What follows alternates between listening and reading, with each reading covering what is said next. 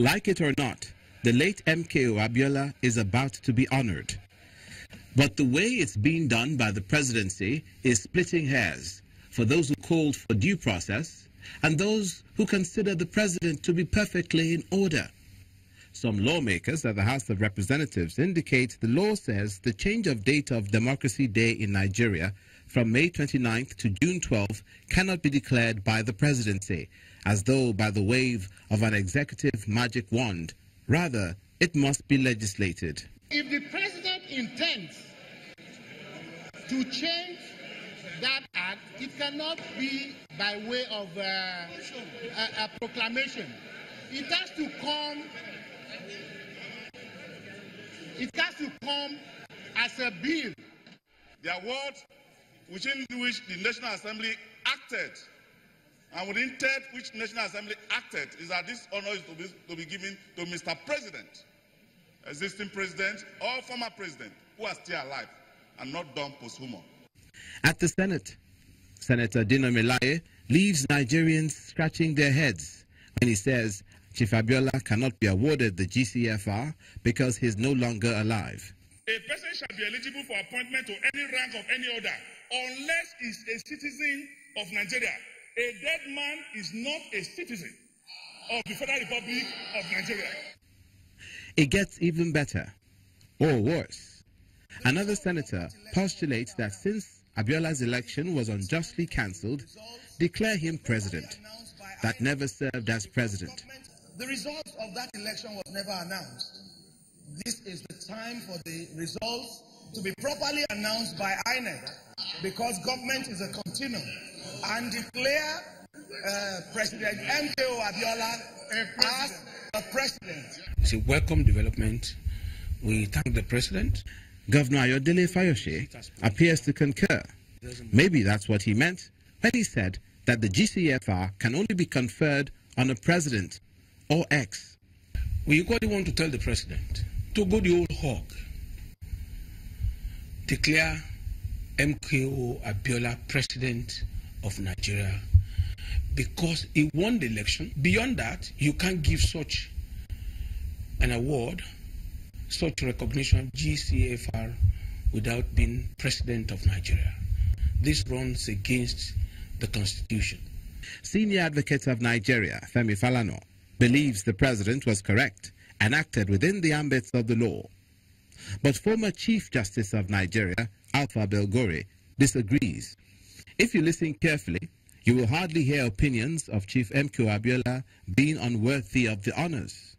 But what you might hear is doubt as to the motive of the presidency, the due process of the same, and the timing of the conferment, its proximity to the elections. As we said at the beginning, the late Chief MKO Abiola is going to be honored, like it or not.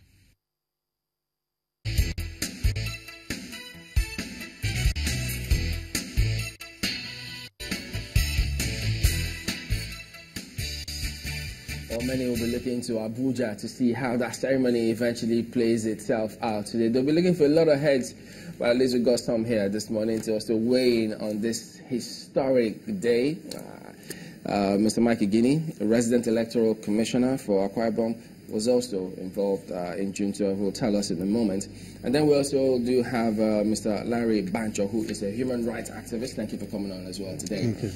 Let's start from you, Mr. Mike. I mean, it's a huge day for the country. Lots of people looking to see what happens in Abuja. How do other parts of the country internalize this? We've had debates on the floor of the National Assembly. In spite of all of this, what strikes out? What sticks out for you? Because in that period was quite historic, and you were involved as well. Well, thank you very much, and good morning, Nigerians. I am one person that is very, very happy, very delighted that for so long a wrong that has been on has been corrected. And that for me and so many Nigerians, having regard to what we went through on account of June 12, we want to commend the President for commencing a process in a very profound way of bringing a closure to the issue of June 12 in Nigeria. Because that's June 12th. And what happened with the annulment, with all the people that died, who have cried to heaven, what has happened now is the process of healing. Today, some of us, like others, will not have been alive. Recall that at the Don Etiebet building, where we used to have Channels television, I went there in the evening when I was coming. Those who were asked to get some of us off accosted me. And they said, young man, today will be your end. But we want to advise you to be very careful. At the Sheraton Hotel, when we went to see Pa Enahoro, myself and Fred Eno, when we had come from Abiola's home, we got there, they had picked Enahoro. At the University of Benin, at the then president and I was leaving, the ultra-modern building that is still standing today, that you go to the University of Benin, that you have to be June 12th, in commemoration as part of the effort when he returned from London after the 100 days he was said to have ran away from London and people already were backsliding. We defied Abacha and we said we're going to name that building June 12th. Abiola came there, we did it, and thereafter we were mobilized across the country. And that was what led to my arrest with late Bamdele Aturu and Ebu Adegburua, Pastor Ebu Adegburua, and we were kept in Enugu. And so, since then, up to the period of the transition, it had been battled. The Olisagbakobas of this world, the names are endless. The University of Benin, the then 21,001, under my leadership, after the parliament met and resolved that on this issue, we'll fight it to the end.